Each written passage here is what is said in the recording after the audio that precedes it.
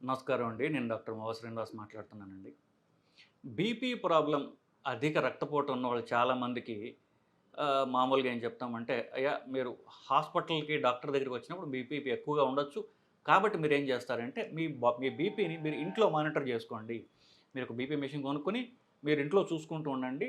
If possible కాదు ప్రతిసారి BP చూసినప్పుడు డేట్, టైమ్, బీపీ మీకేమన్నా అప్పుడేమో సింప్టమ్స్ ఉంటే ఇట్లా మీరు ఒక పట్టిక చేసుకొని, ఒక టేబుల్ తీసుకొచ్చినట్లయితే ఇంకా డాక్టర్‌కి ఎంతో ఉపయోగంగా ఉంటుంది. ఎందుకంటే ఇంట్లో ఉన్న బీపీ కరెక్ట్ బీపీ. హాస్పిటల్‌లో ఉన్నది కరెక్ట్ బీపీ కాదు. ఎందువల్లంటే హాస్పిటల్ చూసినా, డాక్టర్ చూసినా కొంచెం ఒక 10, 15, 20 దాకా 10-20 మధ్యలో బీపీ ఎక్కువుంటుంది. దాన్ని వైట్ కోట్ హైపర్‌టెన్షన్ అంటారు. తెల్ల కోటుని చూస్తే వచ్చేటటువంటి బీపీ. ఆందోళన కాస్త యాంగ్జైటీ వల్ల వస్తుందది. సో, ఇంట్లో చూసుకున్నది కరెక్ట్ బీపీ అని చెప్తున్నాం.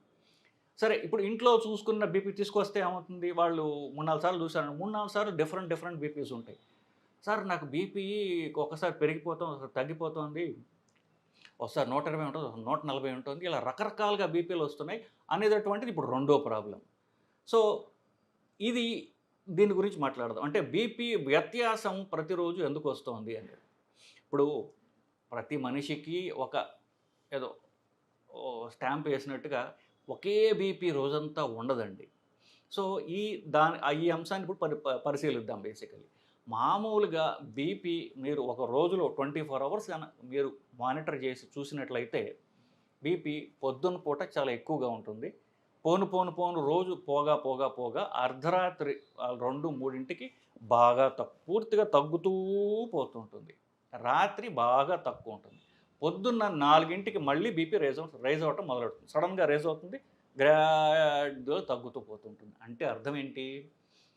మీరు రోజులో మీరు 2, 3 సార్లు బీపీ ఏ 2 గూడా ఒకేలాగా బీపీ ఉండవు.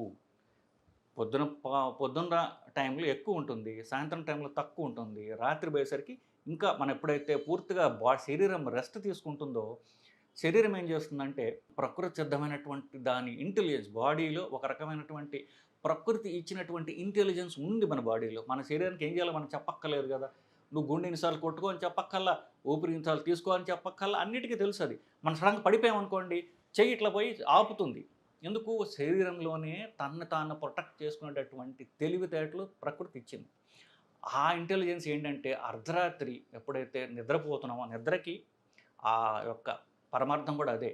ఎప్పుడైతే రెస్ట్ ఇస్తున్నామో ఇంటర్నల్ ఆర్గాన్స్‌కి లోపల అవయవాలకి రెస్ట్ కావాలి అంటే బీపీ తక్కువ ఉండాలి అని బీపీ తగ్గించేస్తుంది అది. సో, హార్ట్ రేటు గుండె ఎన్నిసార్లు కొట్టుకుంటుందో ఆ చలనము బీపీ కూడా పోతుంటుంది. అర్ధరాత్రికి వచ్చేసరికి బీపీ పూర్తిగా డౌన్ తగ్గిపోతుంది. కానీ ఎర్లీ మార్నింగ్ మన శరీరం మనల్ని ప్రిపేర్ చేస్తుంది నిద్ర లేవడానికి.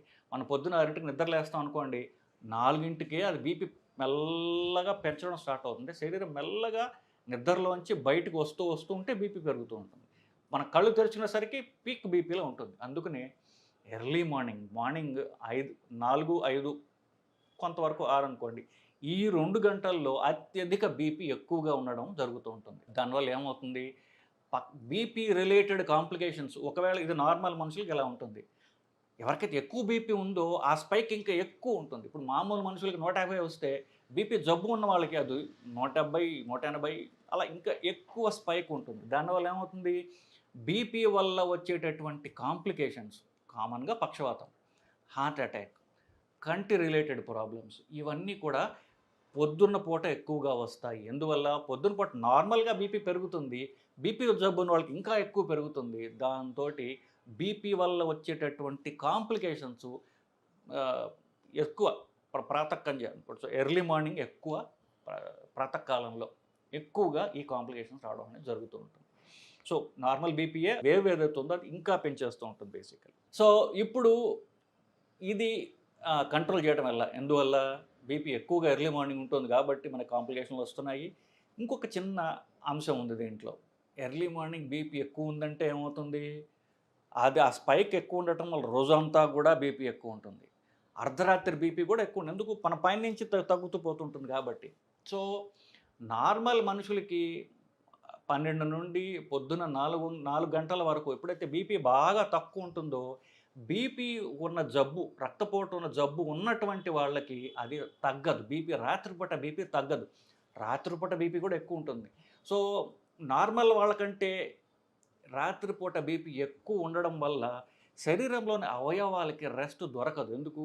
ఎప్పుడైతే ఎస్పెషల్లీ మెదడు, గుండె, కిడ్నీ ఈ మూడిటికి రెస్ట్ అవసరం రాత్రిపూట్ల.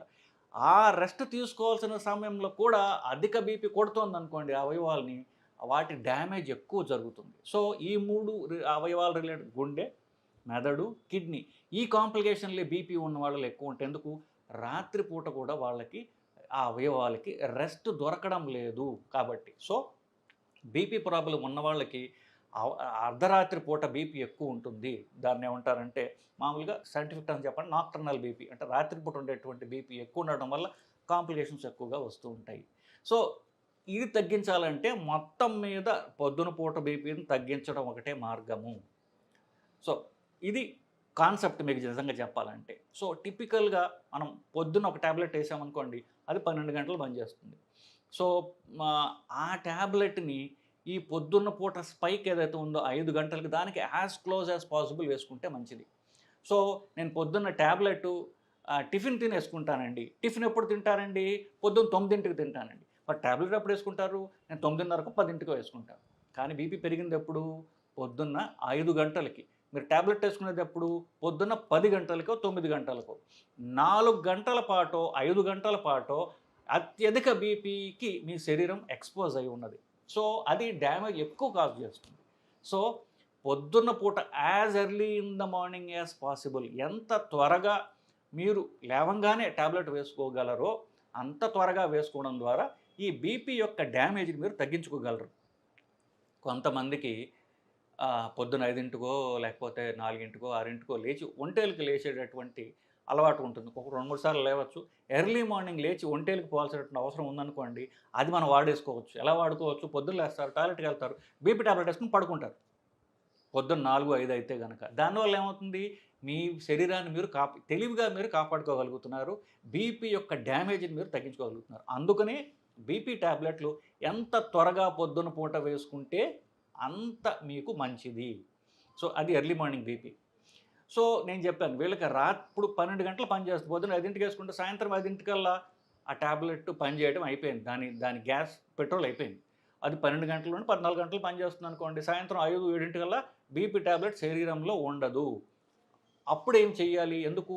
మళ్ళీ బీపీ పెరగడం స్టార్ట్ అయితే రాత్రిపూట బీపీ తగ్గకపోతే మనకి అవయవాలకు డ్యామేజ్ ఉంటుంది. కాబట్టి రాత్రిపూట కూడా ఇంకొక టాబ్లెట్ వేసుకుంటే మనకి 24 అవర్ కంట్రోల్ ఉండడం ద్వారా మన అవయవాల్ని మనం బీపీ యొక్క ఎఫెక్ట్స్ నుంచి కాపాడుకోగలము. జనరల్‌గా బీపీ గైడ్‌లైన్స్ అన్నీ కూడా ఏం చెప్తాయంటే కాంబినేషన్ టాబ్లెట్లు వేసుకోండి అని చెప్తున్నారు ఇప్పుడు. ఎందువల్ల? పేషెంట్లకి 2, 3 మందులు ఇస్తే వాళ్ళు వేసుకోవట్లేదు కాబట్టి అన్నీ కలిపి ఒక టాబ్లెట్లు వేసుకుంటే కనీసం మందులు వేసుకుంటారు పేషెంట్లు అనేటటువంటి ఒక సదుద్దేశంతోనే.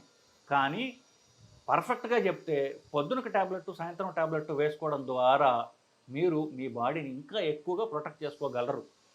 ప్రాబ్లమ్ ఎక్కడొస్తుందంటే నేను 2 టాబ్లెట్లు వేసుకోవాలి కాబట్టి నాకు జబ్బు ఎక్కువ ఉందేమో అని డాక్టర్ చెప్పినా కూడా వీళ్ళు వాడరు. ఎందుకు? నాకు బీపీ లేదు, నాకు జబ్బు ఏమిటి? నాకేదో ఉంది, డాక్టర్ ఎక్కువ చెప్తున్నాడు, ఎక్కువ మందులు రాసేస్తున్నాడు. ఆ డాక్టర్ ఎక్కువ మందులు రాస్తాడు. కాబట్టి నాకు సరిపోతుంది, నాకు తెలుస్తుందిగా బీపీ వస్తే అతను పొద్దున ఒక టాబ్లెట్ వేసుకుంటే చాలు. ఇది ఆర్గ్యుమెంట్‌కి వెనకాల డాక్టర్ రాయడానికి ఇంత లాజిక్ ఉంది. సో, బీపీ పొద్దునెప్పుడు ఎక్కువ ఉంటుంది, రాత్రి ఎప్పుడు ఎక్కువ ఉంటుంది, దీన్ని ఎలా కంట్రోల్ చేయాలి ఇంత ఆలోచించి నేను టాబ్లెట్లు రాస్తాను. కాబట్టి మీ పేషెంట్లు తమకు తామే టాబ్లెట్లు మార్చుకోవడం ద్వారా, తగ్గించేయడం ద్వారా వాళ్ళకి వాళ్ళు హాని చేసుకుంటున్నారు బేసికలీ. సో, జనరల్‌గా రాత్రి ఒకటి, పొద్దున ఒకటి టాబ్లెట్లు వేసుకుంటే మీకు ప్రొటెక్షన్ ఎక్కువ ఉంటుంది. టెల్మిసర్టాన్, లొసార్టాన్, ఓల్మిసర్టాన్ ఈ 3 టాబ్లెట్లు, అలాగే రామేప్రిల్ అనేటటువంటిది, ఎనలాప్రిల్ అనేటి ఈ 5 రకాల టాబ్లెట్లు మాత్రము రాత్రిపూట వేసుకోవడం ద్వారా, అంటే రోజు ఒకసారి వేసుకుంటున్నారనుకోండి, రాత్రిపూట వేసుకుంటే అవి బాగా పనిచేస్తాయి. ఈ శరీరం యొక్క సైకిల్‌తో బాగా ఫిట్ అవుతుంది అనేటటువంటిది కొత్త కాన్సెప్ట్. సో, ఈ టాబ్లెట్లు మాత్రము నేనేం చేస్తాను, రాత్రిపూట పెడతాను. పొద్దున్న వేసుకుంటుంటే రాత్రిపూట వేసుకుంటే ఇంకా బెటర్ అండి అని చెప్తా. ఒకాయన నా దగ్గరికి వచ్చాడు ఈ మధ్య. నేను టెల్మిసర్టాన్ టాబ్లెట్ వాడుతున్నానంటే, సరే బాగుందండి, బాగా బీపీ కంట్రోల్‌లో ఉంది, రాత్రిపూట వేసుకోండి, అలా వేసుకుంటే మీకు ఉపయోగము. ఈ టాబ్లెట్ మాత్రము రాత్రిపూట వేసుకుంటే ఉపయోగం మీకు అని చెప్పా. మా ముందు డాక్టర్ అలా చెప్పాడు, నేను ఇన్నాళ్ళు పొద్దునే వేసుకుంటున్నాను, మీరు రాత్రికి ఎందుకు మారుస్తారు? ఇట్లా చాలా ఆయన రెసిస్టెంట్‌గా ఉన్నాడు మందులు మార్చుకోవడానికి. సరేనండి, మీకు ఎలా కావాలంటే అలాగే వేసుకోండి, కానీ రోజుకి ఒకసారి కనీసం వేసుకోండి కనీసం అని చెప్తే ఆయన శాంతించాడు. మందులు తీసుకొని వెళ్ళిపోయాడు. సో, ఇప్పుడు నేను నా ఎక్స్‌పీరియన్స్ తోటి, నా యొక్క జ్ఞానంతోటి నేను చెప్పేదానికి ప్రతిదానికి ఒక సైంటిఫిక్ లాజిక్ ఉంటుంది. కానీ పేషెంట్లు వాళ్ళ అలవాట్లు మార్చుకోవడానికి వాళ్ళు సరిగ్గా వాళ్ళు సిద్ధంగా ఉండరు కాబట్టి ఇట్లాంటివి జరుగుతుంటాయి. టాబ్లెట్ వేసుకోవడం ముఖ్యం. ఏ టైంలో అయితేనైనా సరే కానీ అని చెప్తాం. సో, అది వదిలేస్తాం. కొంతవరకు వాళ్ళు వినరు కాబట్టి. So, coming back to the point. ఈ యొక్క బీపీ యొక్క ఫ్లక్చువేషన్స్‌కి కారణం నార్మల్‌గా బీపీ ఫ్లక్చువేషన్ ఉండడమే. ఎర్లీ మార్నింగ్ బీపీ వల్ల మనకి ఎక్కువ హాని జరుగుతుంది. సో, ఎర్లీ మార్నింగ్ టాబ్లెట్ ఎంత ఎర్లీగా వేసుకుంటే, ఎంత త్వరగా వేసుకుంటే మీకంత ఉపయోగము. అట్లాగే బీపీ కాస్త ఎక్కువ ఉన్నవాళ్ళు పొద్దున రాత్రి కూడా టాబ్లెట్లు వేసుకోవడం ద్వారా మీకు ఎక్కువ లాభం జరుగుతుంది. టెల్మిసర్టాన్, లొసార్టాన్, ఆల్మిసర్టాన్ ఇట్లాంటి టాబ్లెట్లు ఒక టాబ్లెట్ ఉన్నా సరే రాత్రిపూట వేసుకుంటే మంచిది. ఇది అండి ఈ వీడియో యొక్క సారాంశం. నమస్కారం.